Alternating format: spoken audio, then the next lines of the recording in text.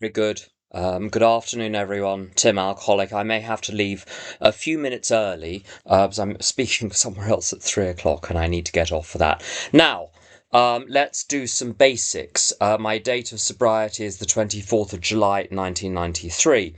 I have a home group, I have a sponsor. What else is true? I believe that they wrote what they wrote in the big book because they found that content was true for them.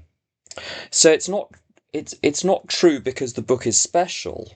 They put it in it because it's true, because it works. Um, some real basics. There's a lot to talk about with the Serenity Prayer, and the basics are these. My alcoholism consists in the following. Number one, I can be minding my own business, have a drink, and the drink triggers a desire for drink. It's not the normal way round of I want a drink and I have one. I will find myself having a drink and then the desire kicks in. And it kicks in and lasts for as long as it decides. It's a question of compulsion. It's not a question of motivations. I used to say for many years, well, I drank because, I drank on feelings of, I drank due to, I drank in order to. Those suggest that I had agency. I was in charge. I was choosing and I had motivations and I made the decision and implemented it. That's the opposite of powerlessness. That's how decisions are made in an ordinary sense. What was really going on was that I was compelled to have the first drink and then I was compelled to have the rest of them. And the whole sorry procedure was accompanied with the delusion that I was acting under my own free will. So what I would now report about the reasons I gave myself for drinking are utterly irrelevant. Because when that structure of illusion collapsed in really January 1993, when that structure of illusion collapsed, it was like the curtain being pulled back in The Wizard of Oz, and you discover there's a little man operating the controls, and the little man operating the controls was not even a man. The little man operating the controls was a little subroutine in my brain, which would send the command to me, go and drink, and I would go and drink. And I knew it was a catastrophe at that point. I was not drinking because I was insane. I was drinking even though I was sane and could see exactly what was going on because I had no choice in the matter. The insanity accompanies the compulsion. The insanity is not the reason for the drinking. Or anyone who could see sense would not relapse, but unfortunately they do. The only thing which gets between me and the compulsion, I almost hate to put it in these terms, but we might as well not beat around the bush, is divine intervention. Now, that doesn't suggest anything particularly biblical. We have what is called in the big book a wholesale miracle. Something which is sold wholesale tends to be manufactured on a large scale and is perfectly mundane and ordinary. The miracles in AA are ordinary miracles. They're not the occasional miracles that will happen once in a while in the history of mankind. They can be activated systematically by taking a few actions. The 12 steps are suggested, but what suggested means to me is that the people who are offering the steps are in no position to command me to take them. So we say we suggest these, they're offered. But as I discovered after a few months in AA of going to meetings and yet periodically drinking again, uh, everything I tried but the full package deal failed. Going to meetings and doing odd bits of the steps here and there, taking on some of the suggestions, left me getting drunk and watching myself as I did it, knowing full well it was a disaster. We do offer the steps. Of course, we don't compel anyone to take them. But if you don't want them, we have nothing else to offer. you can be here forever with us. You're very, very welcome. Come to the meetings, come for dinner afterwards, even chat to us on the phone. But there's no plan B. There's nothing else under the table. There isn't a secret program that we give the people that reject the main program. I'm afraid it's all there is. I think the Serenity Prayer is a stroke of genius because it encapsulates the whole of the 12 steps. The basis for it, there's a little philosophical premise which I think is enormously helpful. And this philosophical premise might be held to run counter to a lot of what one hears in the world today. And the philosophical premise is this: that my life and my experience of my life are chiefly down to me. When I got into AA, I was under the impression that my circumstances, my conditions, my emotions, my thoughts, my beliefs, everything was conditioned by the groups that I belonged to. I belonged to this particular ethnic group, born in a particular country at a particular time, into a particular social group. I went to a particular school. I was taught particular things, and all of the other little boxes that one can be put into. And I looked at my life and said, well, I don't like it much, but it's due to all of those things. And you can add some fanciful things. You can add star sign. You can add, in my case, my grandfather was in a concentration camp. My family is European. And there's all sorts of stuff up the family tree, or perhaps down the family tree in the roots, which I can see playing out generation after generation in all sorts of other shenanigans, problems, difficulties, psychological maladjustments. And I felt myself to be the victim of all of these, with no agency whatsoever. The only thing that was available to me was complaint and blame and accusation and philosophical theorising and ideologies. Oh, I loved me an ideology, because an ideology explained why I was so unhappy. And guess what? It wasn't my fault. So I won't say which particular extreme party I belonged to, but in my early 20s, I belonged to a very extreme party which thought, if we change the world, we'll make everyone happy. And the reason we're unhappy is them. We're fine. They're the problem. The Serenity Prayer is based on this. Yes, there are things that you cannot change, but there are things you can change. And the key is to get them the right way around. And what I've learnt, and I've seen demonstrated over and over and over and over again in AA, is the principle that the outcomes of my life, and in particular my subjective experience of my life, is chiefly down to me. The cards that are dealt to me, I can't have any control over those. And spanners are thrown in the works, left, right and centre, by things that happen in society. But none of those can keep me down, partly because I have agency, but partly because, you see, the trump card in our pocket is God. And what I found quite remarkable is people who come into AA and are in the most parlous condition. And you look at the cards they've been dealt and you say, what is God possibly going to do with that awful, wretched situation? And one of the best examples is there are two that I can come across. There was one chap I encountered who was, during his drinking, a recidivist criminal. He was in prison again and again and again for extortion rackets and armed robbery and very serious crimes.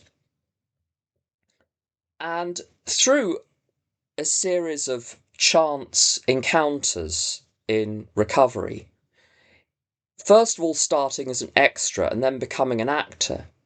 He got a series of roles in films, and he's now a full-time actor. And do you know what he plays? He plays criminals who are extortionists and armed robbers.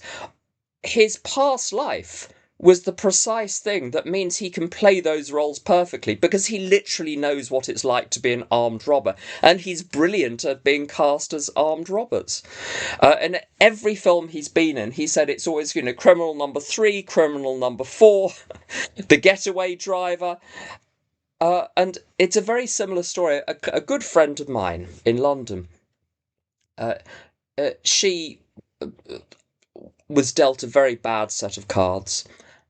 Absolutely. But she got sober, she got well, she trusts God. And she didn't really do much work-wise, except a little bit of pilfering, if you can call that work. Theft from supermarkets. And she would get in trouble with the police. She would shout at the police, and they don't like that very much, and she would get into trouble. And she got a job working for the Metropolitan Police in London in role-play training situations where she would have to play the sorts of people that the police would have to encounter in their everyday life to train them. She was perfectly fitted. And this is the great thing. When I'm placed in God's hands, it doesn't matter what cards I've been dealt. Everything can be turned to the good. And one of my greatest character defects, and there's quite a lot of competition for that particular distinction, is criticism. And I have a job which requires me to be highly critical of what other people do. It is literally my job. People send me documents and say, find all the things wrong with this document and fix them. So I do. It's perfect. So it turns out the cards that are dealt to me, which looked so dreadful when I got here, are entirely neutral. They are not good. They are not bad. It is what I do with them that counts. Now, the state I arrived in AA in was one in which I was doing the Serenity prayer backwards, as it were. So, firstly, there was a terrific muddle about what I couldn't change and what I could change. And secondly, when there was the opportunity to change something, I just didn't do it. I think one of my fundamental beliefs when I got here was if I dwell or ruminate endlessly on all of the things that bother me, somehow there's going to be a loud pop, and one day either I'll be at peace or the things will change or go away. I would also try to change how people treated me, in particular by whining, complaining at school. I remember once I was at a boarding school. I remember once feeling that I wasn't having enough attention, and so I play acted a suicide attempt in front of people. It wasn't genuine, but it got the attention, got the job done.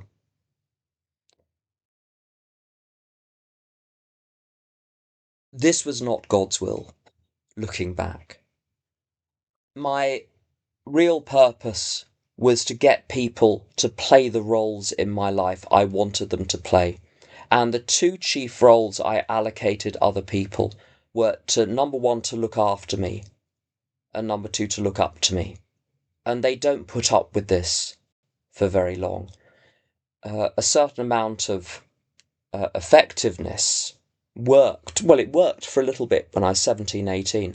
But I tell you, by the time I was 21 and my drinking was at the end, whereas it would take me 6 months to work through people in my life when I was 17, 18, I would meet people when I was 21, and the first 10 minutes of the conversation would be great, and by 20 minutes in, they'd be backing off.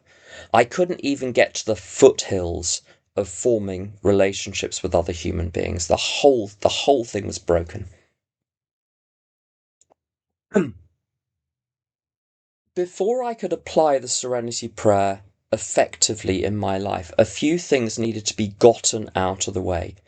And I think in steps 4 through 9, we have the three major blocks between me and God.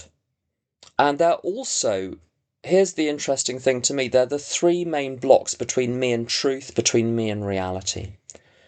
And the first one was grievance, and the second one was secrets, and the third one was harm towards other people. And all of my grievances, all of my resentments, as we call them, were based on the notion, if this were different, I would be okay. The secrets were a disaster because wherever I went in London, I was confronted with the locations, with the memories of all the things that I'd done. And I was terrified of being caught in the act. I was terrified of being caught up with. And that's where the unmade amends came in as well. I had to run from the people that I had harmed. I had to avoid any situation in which my secrets would be revealed. And instead, the focus was on the fundamental untruth that everyone else was responsible for me, that everyone else was responsible for my life. And I know it can take a while to get over the psychological things. It took me a long time. But what is true is that even in my first year, even though the psychological illness, which I think was very profound in my case, I think had nothing to do with my alcoholism. My alcoholism exacerbated it, accelerated it, but didn't put it in place in the first place. I was ill, very ill, in addition to my alcoholism. That took years to really clear up. But what started to clear up straight away, this is the brilliance of starting with the spiritual actions first, is to look at those three areas of grievance, secrets, and unmade amends, unrectified harms. And by the way, I think there's a fundamental link between all three. Part of the reason I resented people so heartily was because that was the diversionary tactic, so I didn't have to admit to myself or others that I had harmed them. So all three are fundamentally connected. Of course, one has to write a little bit in the resentment inventory in step 4. But the real business of the resentment inventory is to put me in a position where I can say the prayers on page 67 and really understand what I'm praying about, who I'm praying about, the situations in question, to give those prayers some depth. But the thing which gets me over resentment is not writing, it's prayer. And I've had a lot of people phone me up over the years and say they've got the most terrific resentment. And I say, well, what are you doing about it? They don't much like that question, but anyway, I say, what are you doing about it? And what they'll typically say is, well, I've written about it. Very good.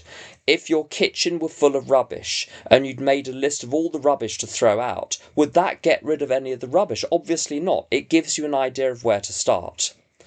But there's no point in knowing who you resent and knowing the ins and outs of why unless you do something about it. So one must do something about this. And there are 4 elements of the prayer, and let's proceed through them systematically.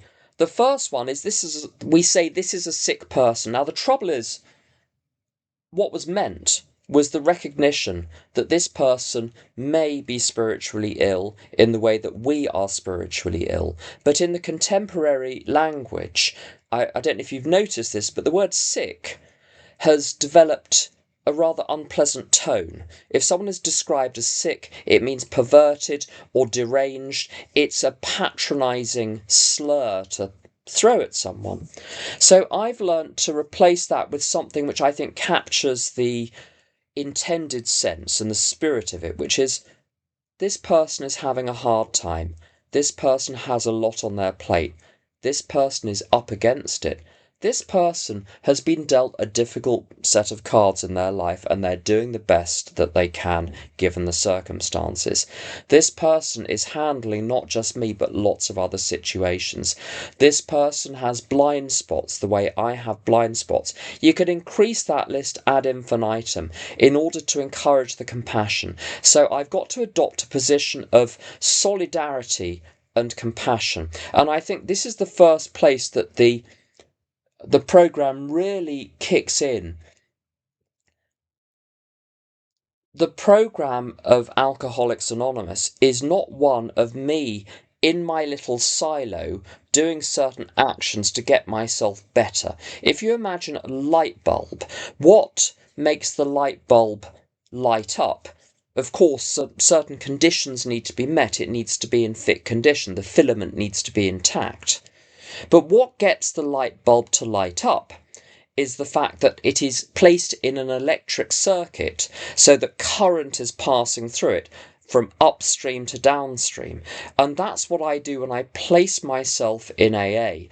I have people upstream who input into my spiritual life, and I have people downstream into whose spiritual life that I input. And like in an electric circuit, the electrons jump from atom to atom, the electric current is produced, and the light bulb comes on. So the first element in this prayer of seeking solidarity with the person that I resent, this is an embodiment of Tradition 1 and Tradition 12. In Tradition 1, it says, yes, we are all individuals, but our individual value and our survival depends on our recognition we're part of a greater whole. So the greater whole needs to be preserved. And in Tradition 12, principles before personalities. The principle, before we get on to the personal differences and group belongings and things like that, the principle is that we're all children of a living creator. And so in that part of that prayer, what I'm doing is I'm re-establishing the link between me and the other person that I've severed through my grievance. What I do with grievance and resentment is I split the world into the good and the bad, the victims and the oppressors. And of course the victims are the good ones, the oppressors and the bad ones. There are the haters over there and there are the righteous people over here. What I do with that first part of the prayer is say, no, no, no, no, no, no. We're all in this together.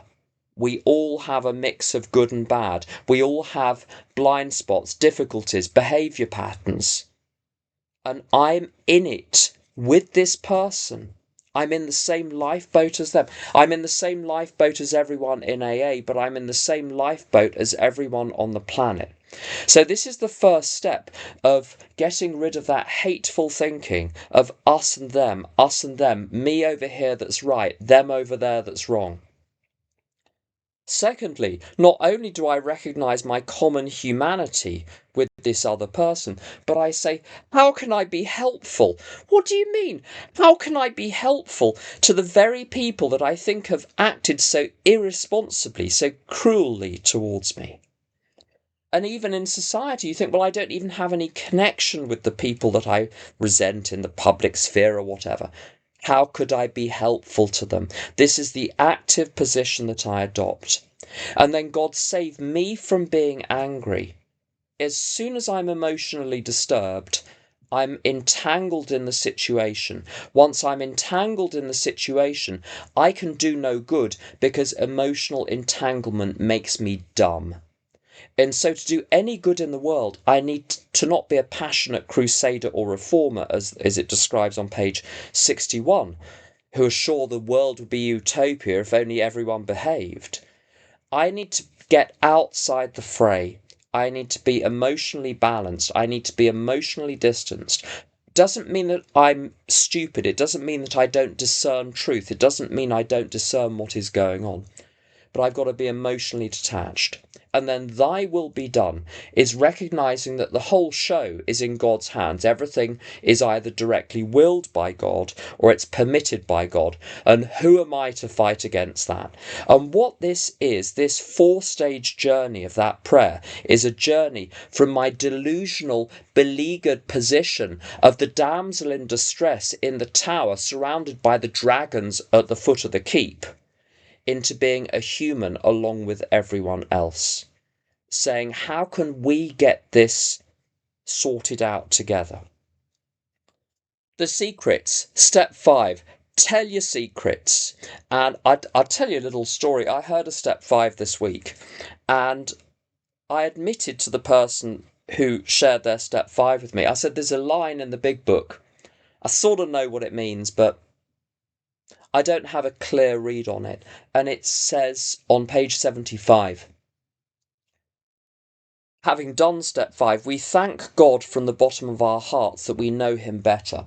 And I said, what does that mean to you? She said, well, I've just told you all the awful things, and apparently God was in the room at the same time, and I haven't been struck by lightning.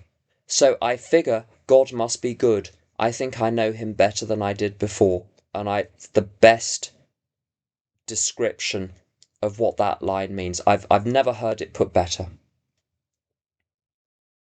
You go and make amends, and I tell you what that does. It changes your perception of everything that happened in the past.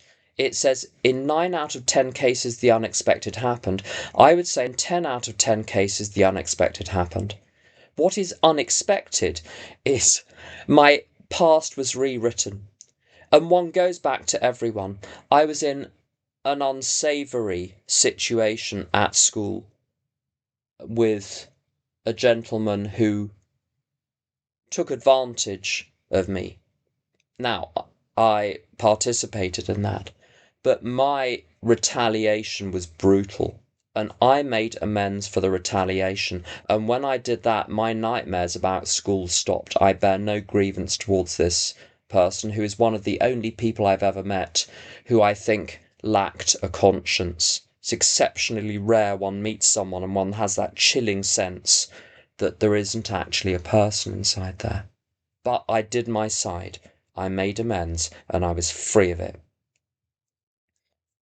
What this does, it doesn't put me on a spiritual pedestal.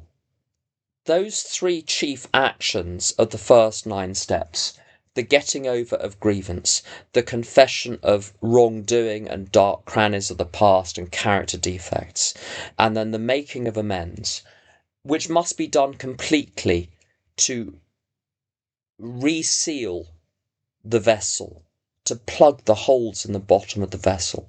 That doesn't leave me on a spiritual pedestal. It is a sobering reduction down to ground level when I can start to see things as they are. I can start to think clearly for the first time in my life. And having arrived at that position, with my thinking cleared of these vivid, delirious delusions about myself and the nature of the world, I was in a position to start changing my actual life. I think it's well said that one should avoid making large decisions, except of course for the step 3 decision, until one has some sobriety behind one. But I think what is more important than the actual time is the fact of having completed the first 9 steps.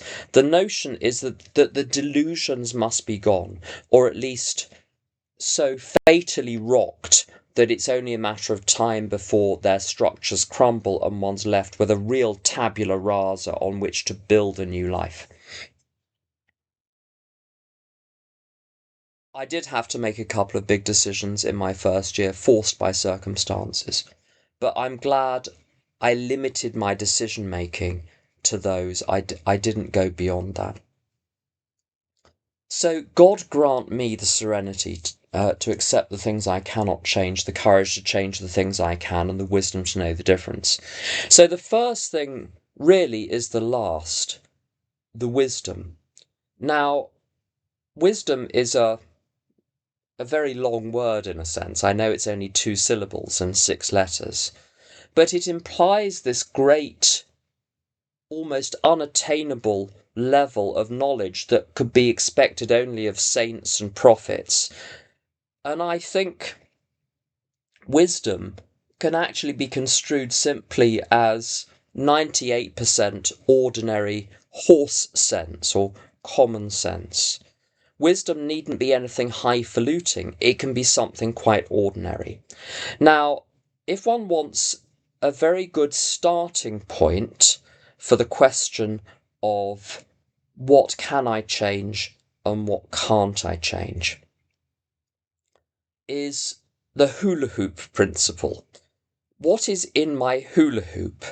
If it's in my hula hoop, I can change it. If it's outside, I can't. So here are some things that I can't change. I can't change what has happened.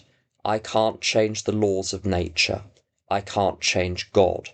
I can't change the fact of chaotic chains of consequences in the world where small things have big effects and sometimes big things have no effect. I can't change other people's nature. Now, sometimes there's this blanket perception that one can't change other people at all, and the danger there is that one can become cavalier and careless with other people, as though one can do whatever one wants and it won't affect anyone because I'm powerless over other people. What I'm powerless over is people's fundamental nature. I'm powerless really over their decision making, but I can affect people's emotions, I can affect people's circumstances, and I need to be very careful for that reason. Of course, people influence each other greatly the whole time. So the question of can I change other people? I can't change them, but my actions can change how they interact back with me, or at least create the conditions in which they act differently. They, of course, participate in that. So it's not a clear cut, I have no power over other people. This powerless over people, places and things is obviously nonsense. If I were powerless over things, I wouldn't be able to make a quiche Lorraine. However hard I tried, I would crack the egg and it wouldn't break. Of course one can change things. If people can't change people, places and things, how do wars happen? How are cities built? Both happen because people can change people, places and things. There is influence and effect constantly. I'm in a dynamic relationship with the world of being changed and of changing things. What is true, I'm powerless over certain people, over certain places, over certain things in certain ways. But in general, the thing that I have the most influence over is my beliefs, my thinking, and my behaviour. And in as far as I can change anything outside the scope of those, I do that through changing my beliefs, thinking, and behaviour. So in practical terms, it all boils back down to me. Now, in terms of changing a belief, there's a very peculiar line in the big book, and it's not often talked about this, why it's such an odd thing. We talk about being willing to believe. Now, the reason I think that's an odd thing to say is normally I believe something because it is self-evidently true. I have the evidence for believing it. I have a cup of tea here. I believe it is there because my senses tell me it is there. If it wasn't there, you could tell me to believe there was a cup of tea there. It wouldn't make the blindest bit of difference. And to be willing to believe would make no sense. What I'm willing to set aside the basic principles of determining objective reality. It's nonsense. But Bill often uses shorthand, and there are advantages and there are disadvantages of doing that. But the shorthand is this. When I get to step 2, I'm surrounded by people. I remember the moment this happened in Fulham in 1993, where I realised that all of the people round me, by and large, believed, number one, that God existed, number two, that God could get people sober, keep people sober, and enable them to thrive. And yet I had no understanding of how that could possibly be the case. Yet the evidence was there in front of me. And so I had a tiny crystal of belief. When you have a saturated solution and you want to build a crystal, you drop a so-called seed into it and the crystal forms around the seed. So I had this seed of belief. Many voices inside me were shouting, it's obviously nonsense, there is obviously no God. But I had a conflict. I had my full set of atheistic beliefs on one hand, and I had this fact, the fact of the sobriety of the people around me, on the other hand. And there's a conflict between the two. Being willing to believe is picking a side when there's a conflict and saying, I'm going to pick the side of the people that believe in God. And I'm willing. Willingness is always associated with action. You can't will a belief, but you can will actions which take you from partial belief to full belief. And that was what willing to believe is. And so I can change beliefs. How? By finding people I respect who demonstrate through their lives. This is why that demonstration principle on page 19 is so important. A much more important demonstration of our principles lies in our respective homes, occupations and affairs. Because people in AA, their lives are exhibit A to prove the proposition that God can work miracles. And so I find people who are doing well and say, I'm going to make the decision. I already believe you, but I'm willing to undergo the journey to turn that belief from a belief in principle to a belief in fact. How? By adopting those beliefs, putting them into practice and seeing how well they work. I'll give you a very good example. Well, I think it's a good example. You'll be the judge. I've been told by people over the years, if you want a good relationship with God, hang out with God on a regular basis. Just imagine yourself in a place and imagine God there in whatever form God in your imagination takes, and simply hang out, talk, ask, listen. Doesn't matter if it seems like nonsense, try it. And my experience is that has produced an enormous sense of stability in my life, psychologically and emotionally. It gives me the sense that the material world is only a fraction of ultimate reality, which extends infinitely in all directions beyond it, that ultimate reality is fundamentally safe. The physical world is up and down, but ultimate reality is safe. And I'm spirit, so where I belong is ultimate reality. I happen to be operating presently in the physical realm.